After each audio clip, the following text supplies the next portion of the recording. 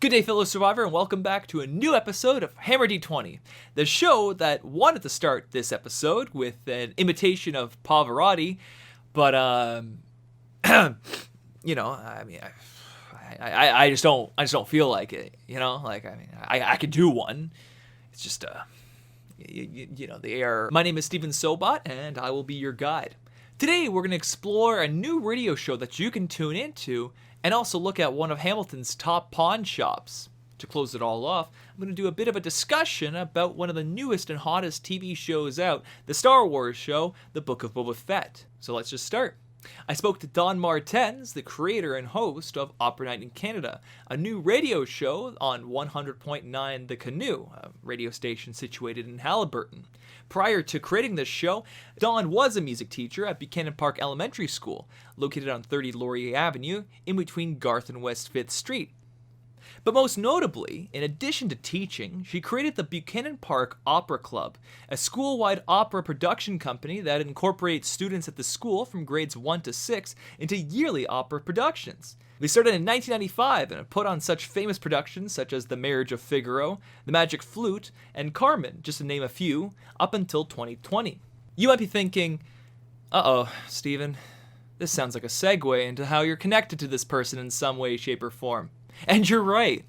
See, Mrs. Martens was my music teacher back when I was in elementary school, where I was an actor in a few of the operas. And I would go so far to say that my involvement in these operas as a kid got me interested into acting, which got me eventually interested into video production, and into the position that I'm in right now. And obviously, as you can see, to be the host of the show that you're currently viewing.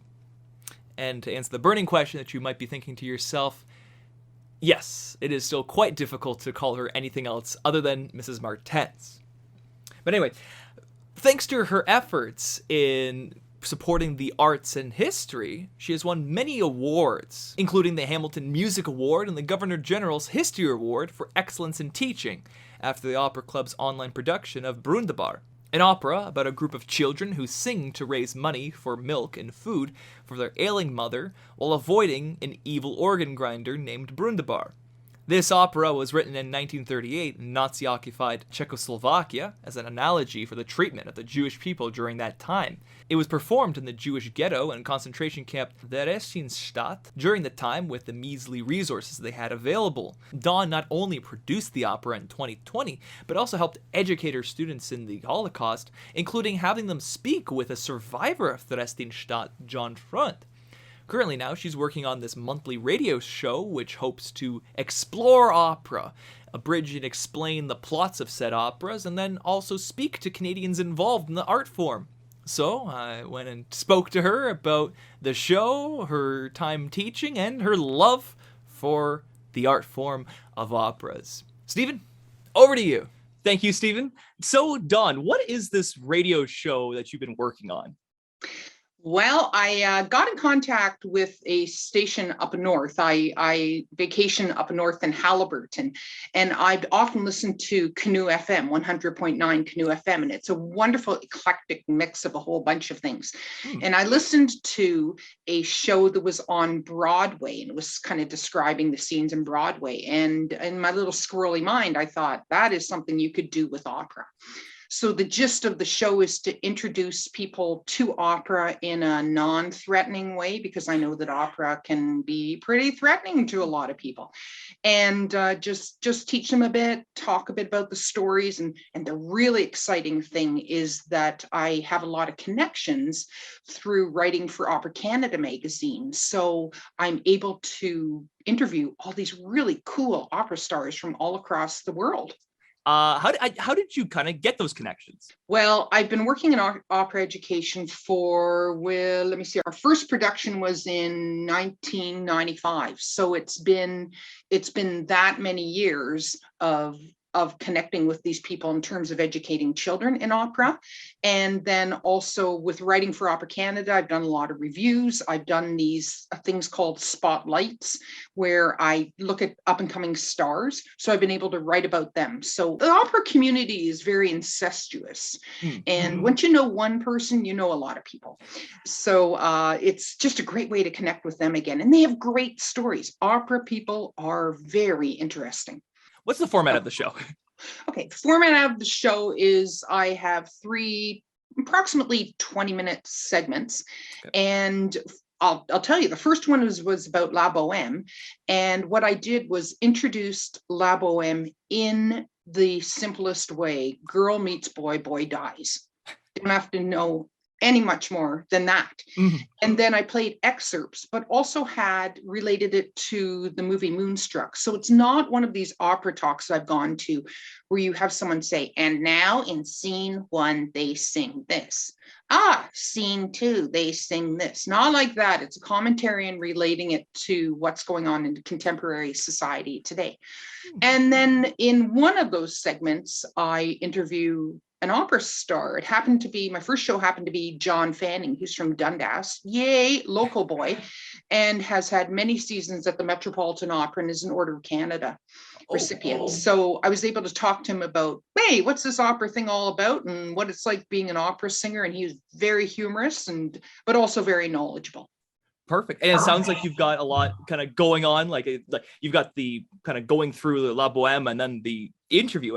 How was the process of, say, making this episode or making a episode for yourself? Well, what I did first was broke it down. I write the script, so breaking down the opera into the essentials and figuring out what are absolutely essential pieces of music that people need to listen to. Then also relating it to, hey, has someone sung it in English, or is there a modern version of that? So taking that, getting the musical excerpts, and then interviewing John for it. Now, it's been a steep learning curve for me because I do all the taping and all the engineering behind it. And then I send it off. Then I send it off to my people or the people in Haliburton. So yeah, it's kind of weird because I'm doing it from Dundas, but Canoe FM has a very wide listening audience. It's for Haliburton and the Muskokas, but there are a lot of people that are seasonal residents that tune in anytime on their computer. Oh, absolutely. And I feel like exactly that, a radio station that kind of covers that area. I would say I don't have a place in Muskoka. However, if you're driving down to Muskoka, what would be absolutely wonderful is to listen to a radio production as it's a 3, 4, 5, however long you have to go, right? Yeah. So I feel like they have a lot of viewership of people doing exactly that. So exactly. And it fits into their criteria of having Canadian content. Because when I look for a song online that's an opera aria or whatever, I look for a Canadian performer, and all my interviewees will be Canadian. And then also I'm able to relate, since I review operas for Opera Canada, I'm able to relate, oh yeah, I saw this production here, I saw that production there. So lots of great Canadian content. It sounds like you have quite a strong connection to opera, as you mentioned kind of when you started production in 1995. Now, What are you referring to? Oh, my goodness. Well, for 20, I'm trying to figure out how many years, because we got to put COVID in that. For 26 years, I was the artistic director of a thing called the Buchanan Park Opera Club. And what it was is we did classical operas, with grades 1 to grade 6. And each year we took an opera and I rewrote it. And my colleague David Fawcett for a while was there and rewrote. He was a knowledgeable, wonderful mentor. And we just did productions with kids. So, and we didn't change any of the stories. So in Don Giovanni, Don went to hell. In Carmen got killed. In fact, we did it 3 times. So she got killed 3 times. Boheme, Mimi dies. We didn't Disneyfy it for the kids. I guess, why did you start making these production companies at Buchanan Park? Well, back in the first year, I took a group of children to see La Boheme because Opera Hamilton had this wonderful package where you could take elementary kids to see this. So we went and saw it. And then I thought, it'd be kind of weird if kids did it. So we did our first Boheme. And then it just caught on from there. The next year, there was something called an opera project at Opera Hamilton, and we did the Magic Flute. And we just kept on doing them. The point was to immerse children in the arts, whether or not they continued in an opera career. People often say, well, have you got any opera singers? And I sort of think, well, that's not really the point. The point was to be immersed in the art and be immersed in a production. And if you were the kid that turned on the spotlight and you did it well, then you did your job. So every child had a job, and if they didn't want to be on stage, they could be in the production side of things. And we continued that for many years. And then when COVID hit, we weren't able to do it in person. So we pivoted on screen and did an online production of an opera called Brundabar, which was an opera produced in a hybrid concentration camp ghetto in World War II. And it was children actually that sang it. There's a very tragic story behind it, but what we did was we had our children sing the parts, and that went on to win a Governor General's Award in history. Then I retired and started this radio show. So it's kind of like to live stage, to online, to radio. Excellent. Of the productions you worked on, what would you say is probably one of your favorite operas that you worked on? Ooh, that's a toughie. Yeah. When I'm in the present, it obviously would have been the one I'm working on. I have great memories of all of them. One that's particularly close to my heart.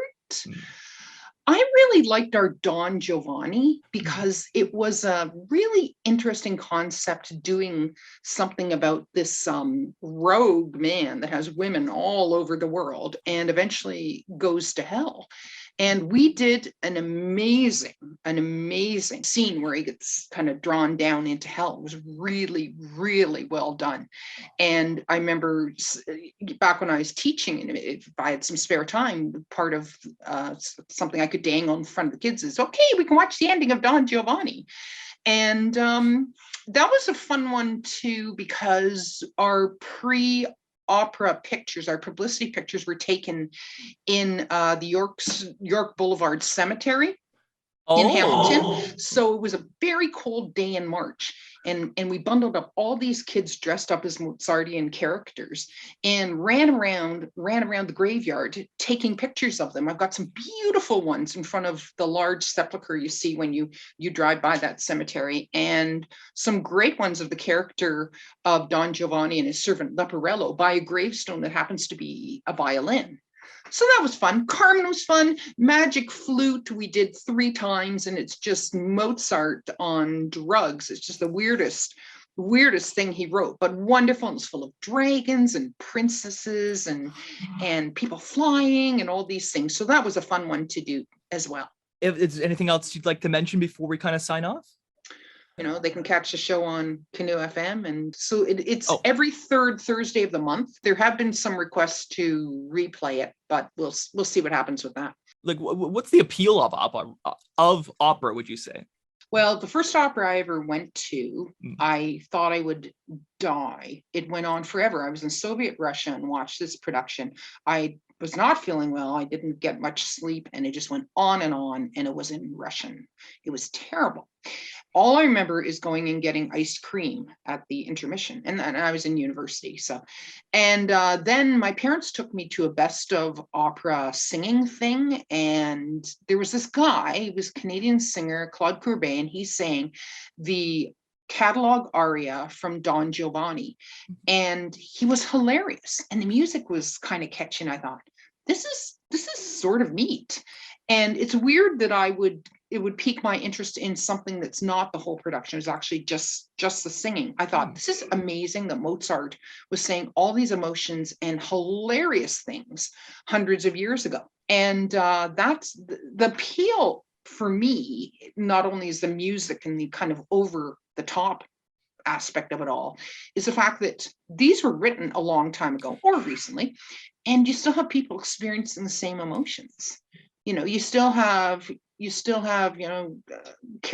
You still have horny little people running around like they were in Mozart's time. You have evil counts. You have all this, but for it to live for so long, I find is fascinating. Just the raw emotion.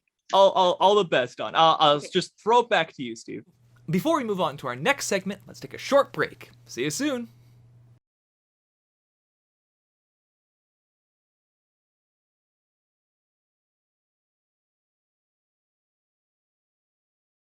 Welcome back. So while many of us relate nerd culture to the media that is being consumed and entertained by, say, something like Star Trek or Star Wars or Game of Thrones, a hidden building block that creates nerd culture and connects nerds indirectly is the pawn shop. Most people think that the pawn shop is a place where you can usually just buy and sell jewelry and watches. They become one of the best places to trade in and buy retro video games, musical instruments, classical sports paraphernalia, electrical equipment, and tons more. They know people want to have a place where they can go to and sell their valuables for cash painlessly, while customers know that buy and sells are probably the best place where you can find retro or collectible things at a great price.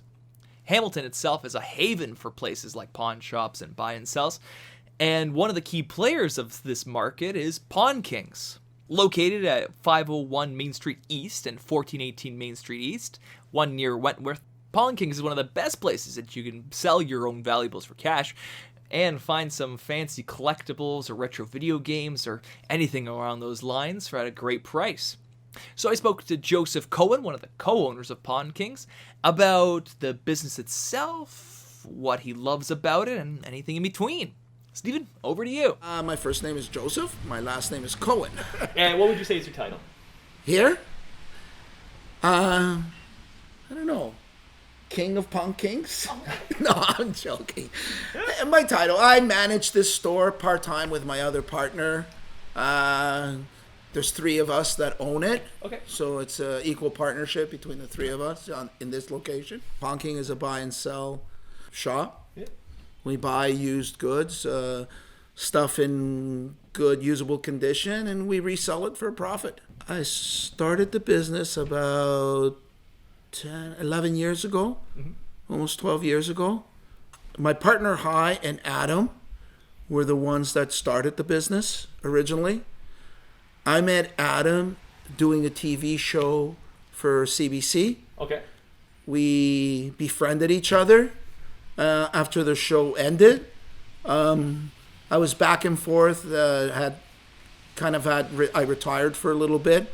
My wife had gotten sick, so I took a few years off, and then I was getting back into the workforce, and he asked me if I was interested in coming in with him and trying to build this place, and the rest, we're here. It's, I guess, the appeal of the owning the pawn shop, kind of like the appeal is just interesting. I meet a lot of really cool people from every walks of life, so it's kind of cool. You meet from, the guy who lives on the street and the guy that's selling me a $10,000 Rolex. Do you understand what I'm saying? And you get a lot of historical cool shit that makes this business kind of cool, from toys to, whatever your imagination. I've gotten some World War II memorabilia. I've gotten instruments, electronics, all kinds of things. And then it becomes like a little game on trying to get things. And it's a buy and sell. You're always trying to buy and resell stuff. So it keeps you busy. Cool. Yeah. Sounds like it's definitely like you got like, it's interesting and every day is completely different. One day every day you can never say what that day is going to bring. It could be wonderful, or it could be it's like war.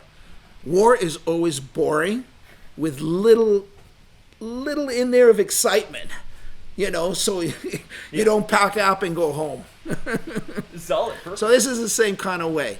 For most part, it can be really boring, but when it's, it could have its moments of really, really cool excitement. What kind of expertise kind of goes into when someone brings in an item? Like, right. What's like the problem? Well, we live in an age where, everything is online, right? So it doesn't take a genius to figure stuff out. All you'd have to do is do a little bit of research, right? You have to know product, and that comes with experience. I mean, every year, some of the stuff you get here is the same stuff over and over again. So you kind of develop a sense of what something is worth, right? So yeah, and like I said, Google's your best friend. Gotcha. Right? You don't have to be a genius if you got Google. Exactly. There's very little things that we won't take. Okay. As long as it's, legal, number one. Yeah. And number two, something that's in sellable condition. Right? So those are the two most important criterias. Gotcha. But we'll take everything. Like, you know what I mean? Like from cars to, anything that may walk through that door. If someone's watching this and they're like, I have something to sell, what's something that you might want to tell them? Contact me. Okay. What else am I going to say? Yeah, exactly. Right? It's like you telling me I have a Honda Civic for sale. Till I know the specific, I can't give you an answer on it. What year is it? What's the mileage? Right? How long have you had it? And what are you looking to get for it? Excellent. That's all for now. Back to you, Steve. Thank you, Stephen. Before we sign off, I'd like to do another critical analysis on one of the newest hot ticket movies or TV shows that have happened. I was really happy with the way that the Cruella episode happened and turned out, so I'd like to take another swing at something else. And this something else I'd like to talk about is the newest dealio of Star Wars, The Book of Boba Fett. Do you want to know what my opinion about it is? Short answer, it's okay. It's passable. Mediocre. It's actually kind of outrageous how mediocre and passable it is. It's kind of like you'd think a character like Boba Fett would be quite interesting and exciting. He's a bounty hunter. He's got one of the coolest visual cues of any character, and yet you're kind of just left with I don't know. You're not left with something super exciting. For those who don't know who I'm talking about, Boba Fett is the bounty hunter who was featured mostly in Star Wars episodes 5 and 6, The Empire Strikes Back, and Return of the Jedi. When the Empire can't find Luke Skywalker and the rest of his crew, Darth Vader employs a whole slew of different bounty hunters to hunt them down. Basically makes an open bounty for the whole crew of them. The one who succeeds is Boba Fett, who then takes Han Solo to Jabba the Hutt to then collect Han's bounty. He's last seen attacking the protagonists and then falling into the Sarlacc pit, the monster that Luke was supposed to be tossed into, and is assumed dead.